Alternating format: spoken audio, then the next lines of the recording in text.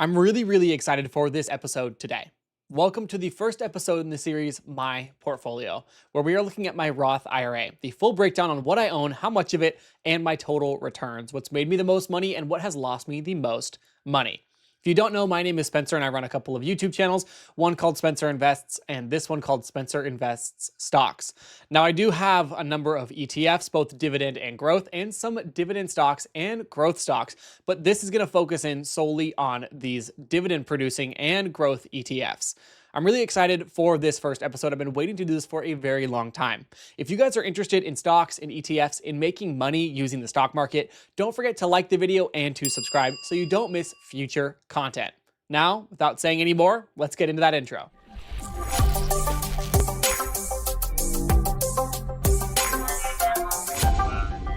To start this series off, I have to give a lot of background information.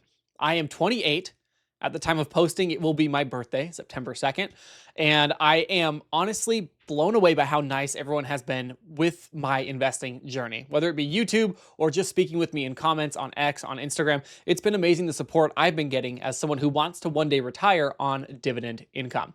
So looking at my portfolio, this is just my Roth IRA. I have roughly 40,000, a little more than that now, invested in the stock market in all different accounts, some just for YouTube, some for fun, and this one, which is my retirement account. Now, I do have another retirement vessel that's not stock market related, a pension plan, but I want to have this money to retire on in case the pension and Social Security and all of that isn't enough, because chances are it won't be.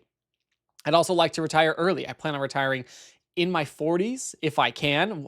Fingers crossed. Need to have a very low amount of money coming out for expenses and a pretty decent amount saved up, but only time will tell.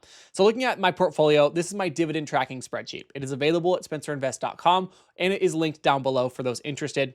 And it's been amazing. So I have to clear some things up. The monthly dividend income. I am starting this challenge fresh. And what that means is I have been dripping all of my dividends, which is very hard to track with portfolios because they go back to when I first purchased a lot of these stocks, some of which was multiple years ago.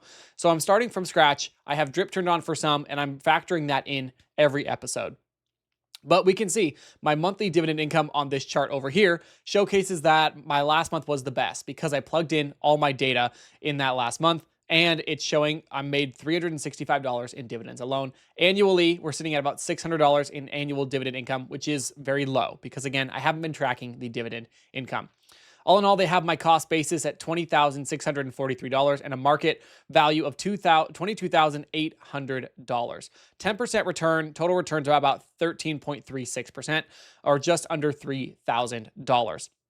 Again, this is very skewed because if you don't know, I use Fidelity for my Roth IRA. And with Fidelity, with drip on, it doesn't factor that in correctly. With I should say all brokers don't factor in drip, which is why I have the dividend tracker now.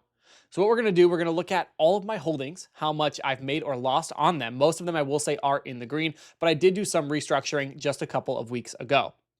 I'll talk about why I hold what I hold and exactly what my plan is with a lot of these holdings because it is relatively unique the way that I do invest. So I'm very excited. I hope you guys are as well. We're going to jump into the positions tab and see exactly what I have in this account. Let me break down my portfolio. I do have some growth ETFs. I do have some single stocks that I like to hold, only 2 of those that again aren't in this account because this is a dividend and growth ETF account. But I do have Amazon and Tesla in the account. They equate to a little over $2,000 additionally, and they are getting to be too big of a position in the portfolio, so I am debating on selling, but I am long on both of those stocks, so only time will tell. But we're going to go through, I'm going to give you the ticker and say kind of a little bit about the company. So we have Arbor Realty Trust, ticker ABR. This one is a REIT, real estate investment trust, and it has had an interesting history.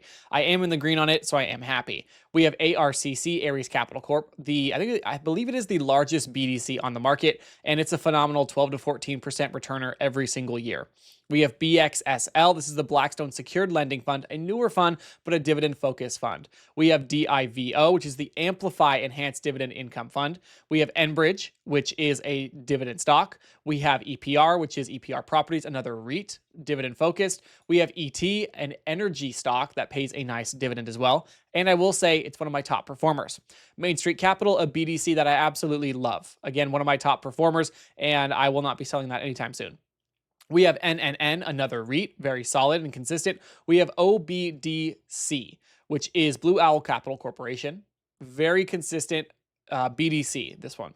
Now we're getting into some of our ETFs. We have QQQI, the NEOS NASDAQ 100 High Income ETF, which has been out for over a year now, almost 2 years, I believe. Very impressed with NEOS so far.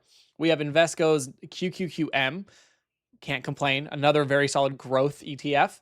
We have SPMO, one of my favorite growth ETFs. We have SPY that I purchased a long time ago, and another share I actually additionally bought.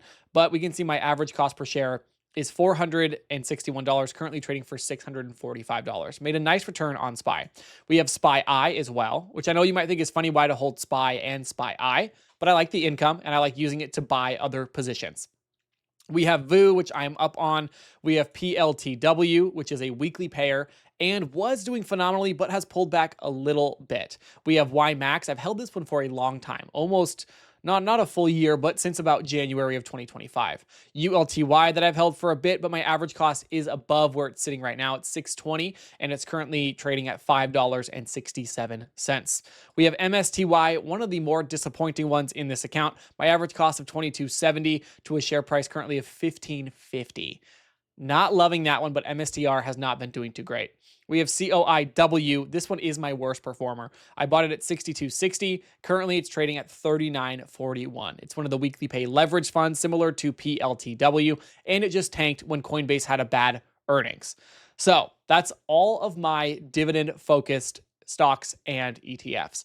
Now, we looked at how much I have of each of them and the average cost per share, but I want to showcase my overall return and see what you guys think.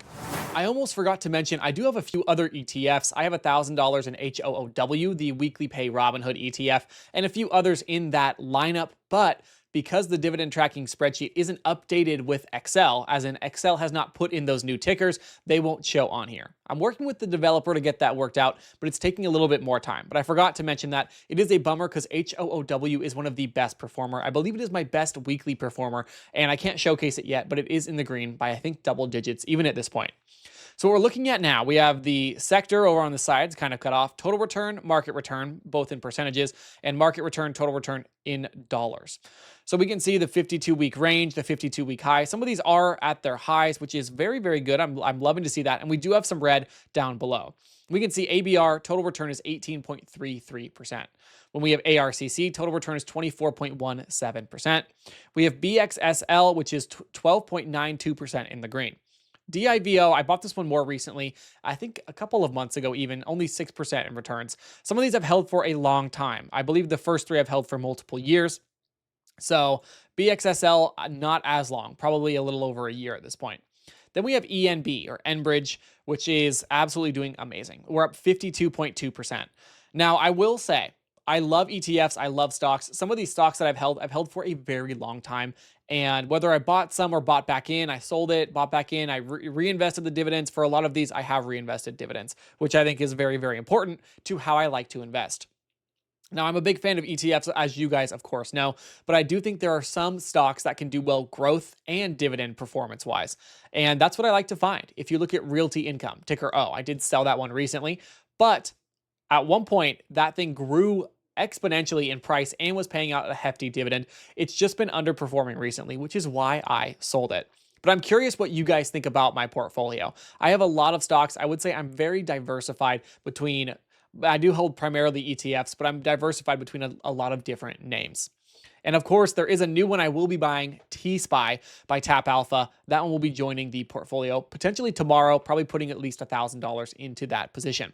I will be moving more money into this account, I believe, as time goes on. My YouTube portfolio continues to grow. If you don't know, on my main channel, I talk all about that. I have over $5,000 invested in the weekly payers because there's so many of them now, and I track their progress, but it's beginning to be a little much, and I don't want to have that much money in just weekly paying dividend ETFs. If something were to go crazy with the stock market, it's just too heavy a percentage of my portfolio.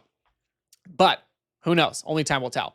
Then we have EPR up 44.51%. And we have ET, Energy Transfer, which is fuel and energy in one stock. I'm up 141.09%. Now, I wish I could say that I bought this thing perfectly. I timed the market. In reality, I just got lucky. I say that over and over again.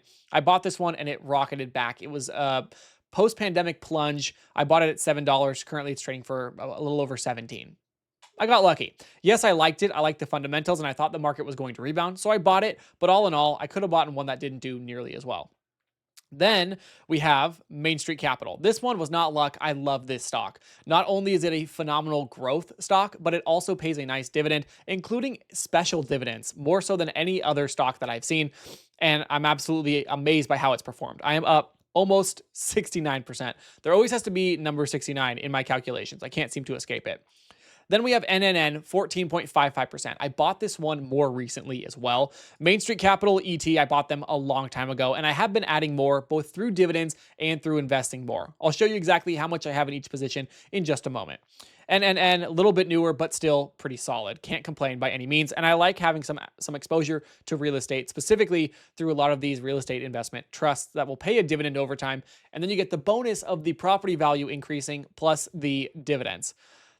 Then we have OBDC. This is a BDC that has been really, really pushing it, and I love to see it. We're up 25.46%. Some of these I have a different way of investing than a lot of people. I get afraid putting a bunch of money into one at the same time, even if I trust the company and I know it's going to do well. So I'll do like starter positions. So my lowest is probably $250 to $300 invested, and I usually don't put more than $2,000 into one specific position. If it grows to that, I will trim it back depending on how quickly it's growing. I've had that happen with Tesla quite a few times. But all in all, I do like these. Obviously, I own them, so I must like them. We have QQQI up 15%. Absolutely loving the performance from QQQI. The dividends, I believe they're set to drip. I need to double check that, but it just pumps the money right back into it, and I get more and more shares every single time, plus a little bit of growth. Then we have QQQM. Now, I switched from QQQ to QQQM a few months ago, but I was very green on my QQQ position, so I sold that, offset some losses as well that I had from stocks a while ago. Realty Income I was positive on, but not by much. So I liked it, switched it over to QQQM because it makes more sense for me, and there you go. SPMO, I'm up almost 9%. Can't complain. SPY, I'm up 39.77%. When I first bought SPY, it was at like 260. So I've had phenomenal returns. I bought another share of SPY, I think, when everything plunged. I will say, when everything dropped March and April, I bought all these growth ETFs. I had not held VU, QQQ, SPMO.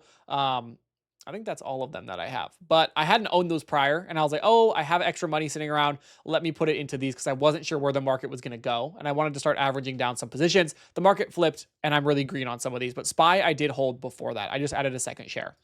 Then we have SPY up almost 10%. Can't complain. A little bit of an underperformer compared to QQQI, but long-term, same thoughts with QQQI. I think they're both going to do well. And I do want to add TSPY as well because it has outperformed SPYI. VU, I'm up 29.23%. Easy pickings. I bought it. It went up. That's all there is to it. PLTW, I'm up 7.67%. It has pulled back significantly, but I am still hopeful on this one. YMAX, I'm down 3.26%. I'm not positive I have all my dividends plugged in correctly with YMAX. I believe I'm actually positive on this, but because there's been so many distributions paid out since it pays weekly, and it's hard to track all of it, I don't even know if I went back long enough in the history. Oops. So it's probably in the green, but I'm going to just try and rebuild it from here. Then we have ULTY. I'm only positive 2.57%. At one point, I was up double digits, 20+% with the dividends included, but it's pulled back. Still in the green, which I'm happy about, but we need this thing to bounce back for sure. Then we have MSTY, where I'm down 13.14%. I simply bought this at a bad time. I was mixed up about buying it. I wasn't sure if I was going to, and then I ended up doing it. It's not my favorite, but I thought that because I do talk about it a lot on the channel, it would make sense to hold it and track my progression. Now, I understand it has pulled back. Same thing with ULTY. That's how these things go. That's how ETFs go. They're not immune to stock market pullbacks. Last but not least, COIW, that I just bought at a bad time because Coinbase stock, they had a really unfortunate, I think it was their earnings that really underperformed, and it dropped 32%. This thing is positive in my weekly account. It was positive at one point, almost 90%. That's how insane this one has been performing. And since then, it has dropped. So those are all of my ETFs, but let's see exactly how much money I have in each one. So here's another really important factor. My cost basis for, let's say, ARCC is $1,400. The market value is $1,747. But I have had drip on for this stock for a very long time. So it actually shows the price gain per cost is only 24%. It likely is higher than that, but the drip function messes things up. So what I'm going to do now, I'm likely going to turn off drip in my account and manually reinvest every single week to month. That's my plan. I think it's going to work the best, and I think it'll be the easiest to track these positions as I continue to build them. So let me know what you guys think. Then we have BXSL, $300 to $380. This was a starter position. I like how it's been performing, but I'm not sure if I'll go all the way in with this one over some of the others. Devo, I'm up $30. Enbridge, I'm up over $250. Very impressed. I really just want to show you guys ET. So my starting investment with ET was only $221. No, it was probably $200 because I had drip on for a very long time. My market value now, $534.79. I wish I had put a lot more into that one, but I just didn't. It was a weird time in the market. I wasn't sure what was happening, and I was still very new to trading single stocks, especially when it comes to even dividend stocks. I had really traded early on in my trading history was ETFs and mutual funds. So I'd kind of dabbled in this during the pandemic, during the stimulus check era, and it worked out for me in this case. Main Street Capital, absolutely amazing. I put $1,000 in, it's worth about $1,700. I'm debating throwing more money into this one, but I'm not sure yet. I love the dividends. It's a consistent payer. There's just so many stocks I want to buy and not enough time. I will say there's a lot going on in my life right now. If you guys don't know, I'm getting married in about, I don't want to say 6 weeks. So I have not been investing as much as I'd like to this year. The wedding has costed exponentially more than I had hoped for. That's the way that it goes. I understand. We are very lucky to have help from family, but it's just a fortune. And by a fortune, I mean flowers are like $5,000 or $6,000. We might not buy that much flowers.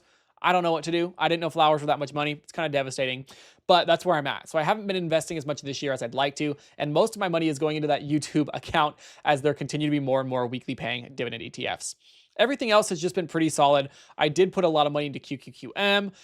The growth between some of these has been good. SPY is up pretty exponentially. I like to see those returns, and then some of these are down terribly. MSTY, my $1,000 worth $685, not including the dividends. And COIW, $1,000 worth $630, just my initial investment. So not great. But we can go back to the dashboard. We can go to the diversification tab. We can see exactly where my money is, where I need to spread it out a little bit more. And I will say, using this for YouTube has been amazing, but it's so much fun seeing exactly how much money I have, my tracking, all of that. So I will be pulling more into my Roth IRA. I will be working on growing this significantly faster than I have been. And another fun thing is I just have too much money in a bunch of different accounts. So I'll be tracking this, showing the monthly dividend, showing the weekly dividend income. We can see the weekly tab. I did plug everything in for YMAX back to January of 2025, and we can see all these dividends. Some of them are not weekly payers, so I'm not filling them out in this area. They're going in the monthly dividend log section. But I want to know your thoughts on my portfolio and the spreadsheet. Again, it is for sale for those that want it. I actually had it built for the channel so I could do stuff like this, and I have not regretted it one bit. It has been super useful and super cool to showcase data. And I will have more things coming out in the future, research tools and things of that sort.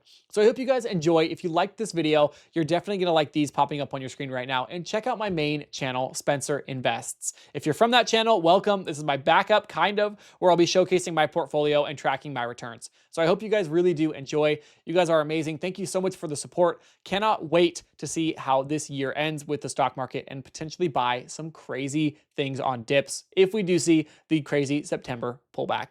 Again, thank you guys so much. Check out these videos. Don't forget to like and subscribe, and I hope to see you in the next video.